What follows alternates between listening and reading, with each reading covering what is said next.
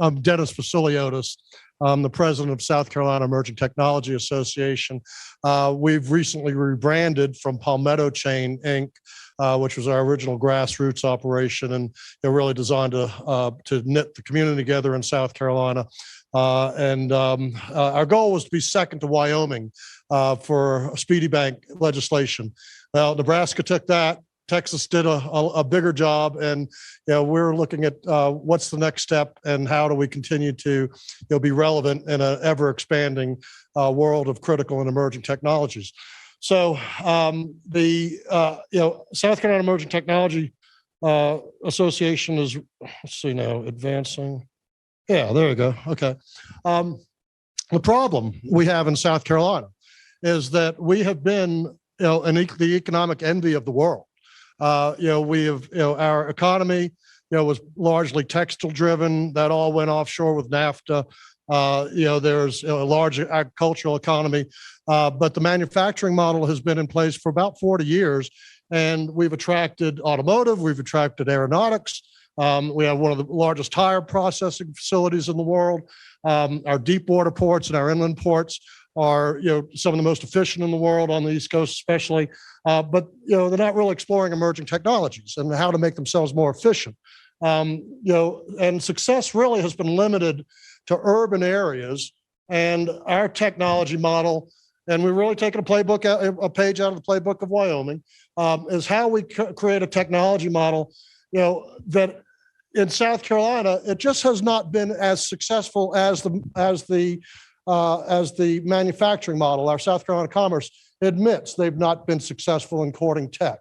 Their idea is basically to go out, go to the trade shows, say who's there, who's in South Carolina, and why don't you guys come join us?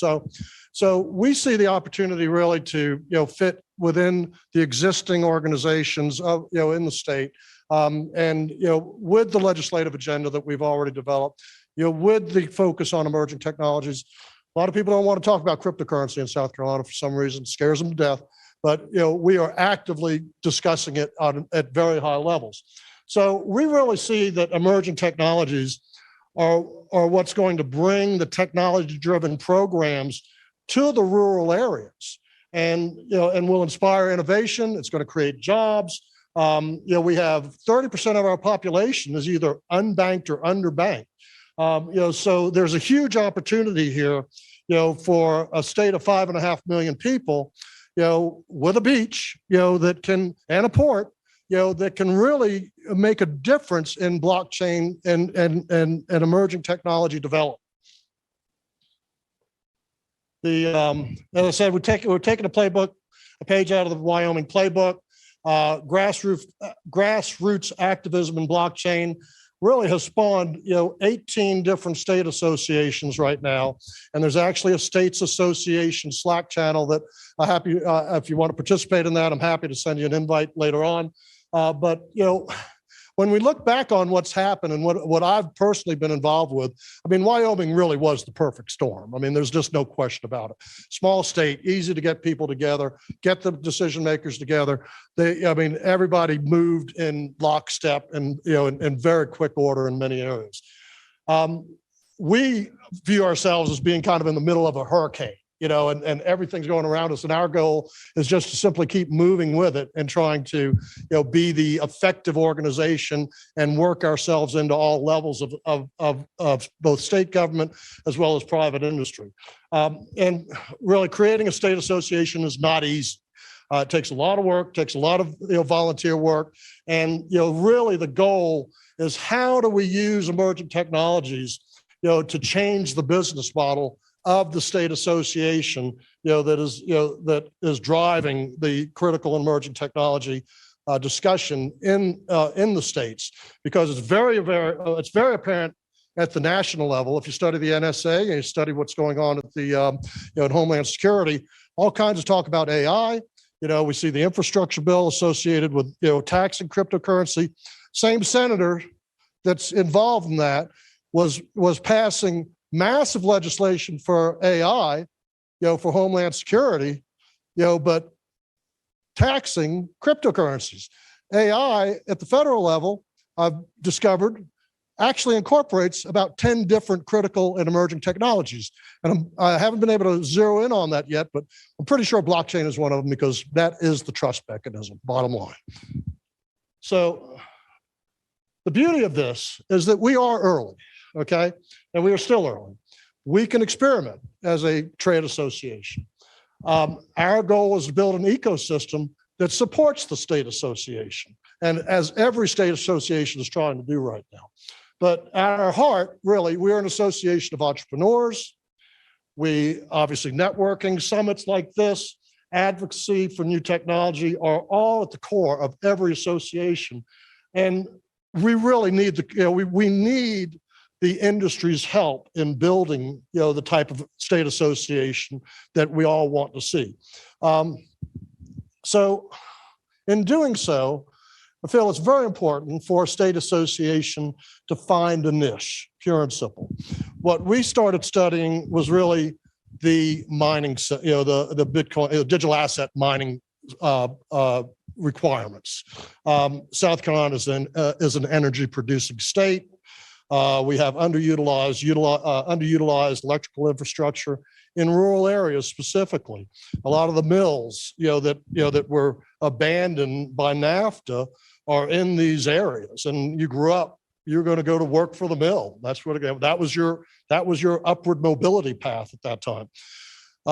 Digital asset centers are really the key, in my opinion, to rural initiatives because as a, just as a definition, we don't have to talk about Bitcoin mining. We don't have to talk about really what they do, but legislators understand data centers. They get that, and the fact that, we were out looking for electrical rates on our own was in itself a surprise. That's what the State Department of Commerce is supposed to help, but that could take months. So our focus was really to go directly to, the electrical producers, and really start seeking out these sites all around the state. We have since then been able to court one of the leading technical colleges in the state, that will be providing educational support for a project that is very close to being announced. And education in these new technical skills translates really into better paying jobs in underserved communities. When you could take somebody that's making $15 an hour and put them in a slot where they're making $25 an hour, that's life-changing stuff, okay? If you can bring in an engineer making six figures into a small rural town or a bedroom community of a major urban area, that makes a huge difference in those communities. So we are actively seeking partners with digital asset miners. Our focus is to do their legwork for them, by providing site selection services.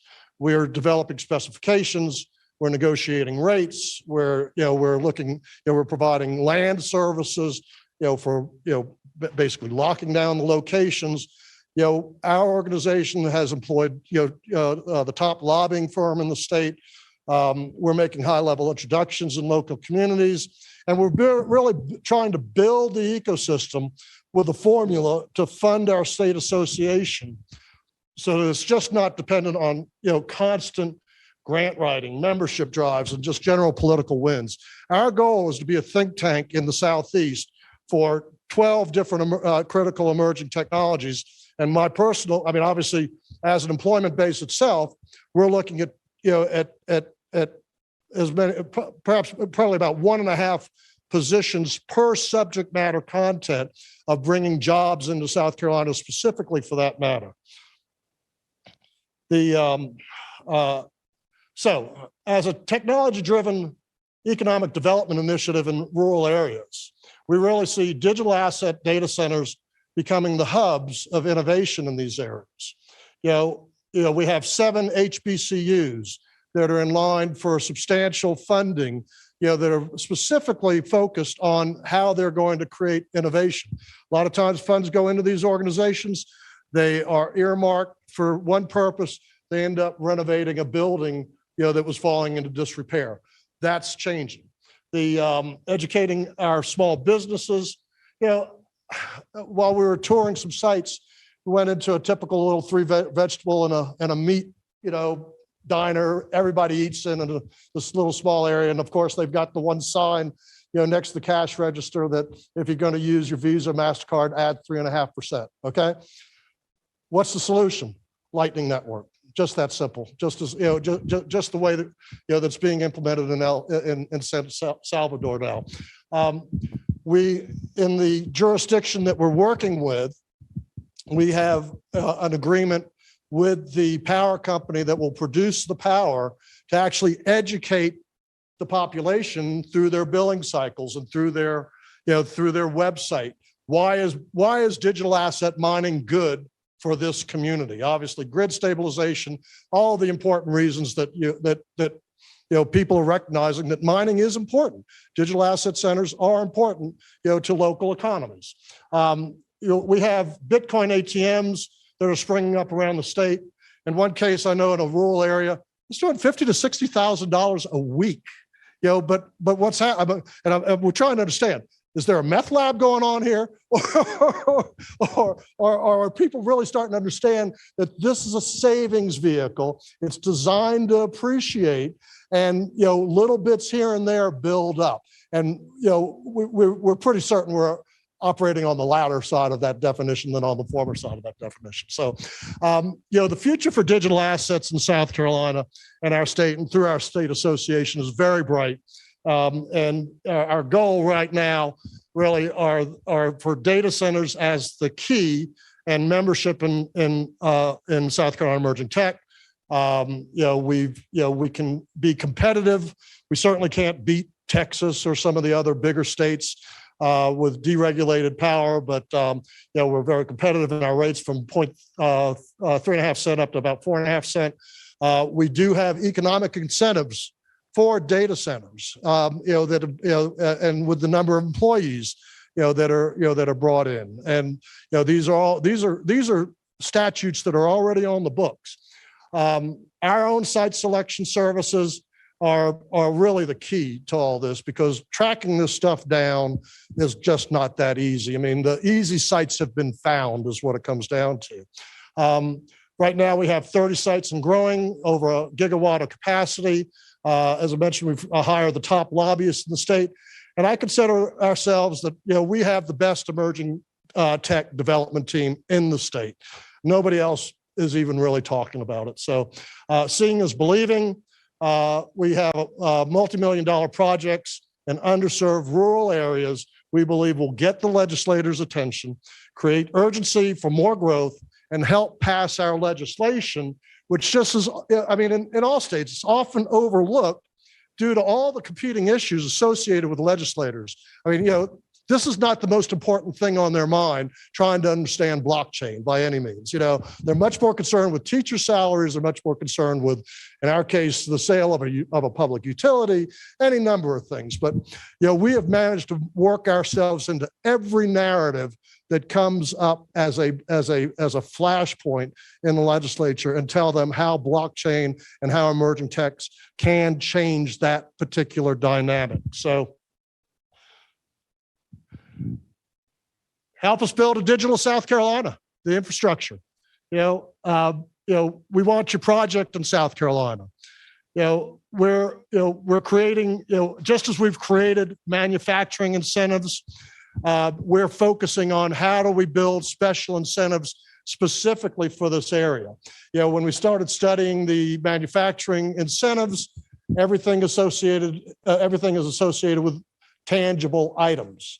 When you start studying the data center incentives, there's no mention of intangible items. So here we have an opportunity, we believe, for a hybrid, for development at that point. So my name is Dennis Fassuliotis. I'm president of the South Carolina Emerging Technology Association. You can find us at CETA.io just by registering for our newsletters. We have a 15-page economic development report entitled Emerging Technologies as a Economic Development Initiative, and you're welcome to certainly download it. We invite your membership, and we can be found on Twitter at initiative_SC. And and I encourage you, if you don't have a state association, think about creating one. Okay, if you do have one, then there's ways to get involved, and you're probably already part of the Slack channel. But this is a grassroots operation. This is where it really hits the road, and our politicians in Washington listen to their constituents. We felt as though with the infrastructure bill that we could very easily have been much more influential in that debate had two of our incumbent congressional members, one the majority whip, the other writes the military budget, could have very easily have created, done much more to help, but they just don't yet understand that there is a industry in South Carolina, but it's still very infant. So part of our goal is educating at all levels. So I want to thank you. If anybody's got any questions, I don't know how I'm doing on time, but kind of sped through it. So. Yes, sir. Can you talk about the 30 sites that you guys have identified? Are they urban, rural, across the state? I mean, what kind of site selections? Oh, well, it's, obviously site selection really gets down to power. I mean, bottom line, and what capacity is available and how much capacity is available. And do any of these sites have the ability to be upgraded? Okay. Are the transmission lines that are going to them, are they sufficient, to handle that capacity? So in looking for these properties, I mean, one of the things that's really been helpful is that we put together basically specifications for the industry. Okay. And we use that specification sheet to educate the utility companies that we're talking to. So, the beauty of that is that, I mean, they know their grid better than anybody knows their grid. You can follow power lines on Google Maps all you like, but they know where the locations are at that point. So at this point, we actually have the power companies coming to us and saying, we think this might be an option. We think this might be an option. So, if you have, I mean, it's funny. I mean, I go to Walmart every day, every other day, it seems like picking up a prescription for my elderly mother, right? And I never noticed the substation adjacent to Walmart in Charleston, okay? But it's a substantial facility, And ironically enough, there's a bank branch right next to it. And there's a little strip center right next to it. I'm thinking, what a perfect location for a small Bitcoin mining operation, But I mean, something like that would take the services away from the local residents. Obviously, the bank branch, I think, is probably, my opinion is it may eventually be gone anyway, but that's the type of thing that you're looking for. I mean, I'm part of driving through rural South Carolina and, seeing a high tension line has never been more sexy to me in my life, and we find these things literally by doing that, and so it really is, it's almost that simple is what it comes down to. But if where are you from? San Francisco, a little different animal from that standpoint, needless to say. But, but obviously you get out into some of your rural areas, okay, where there may be, maybe there had been some manufacturing locations for the most part, okay? Maybe there had been some, obviously some big user of, of a 5 megawatt facility, any level, that's what you're looking for, okay? That's really what you're looking for. Something, an abandoned facility somewhere in the, with a substation with a large amount of land around it, whether you're talking about pod mining or whether you're talking about retrofitting a facility or building a new facility, that's really what you're looking for. Anybody else? No? Okay, good. Thank you. Thank you very much.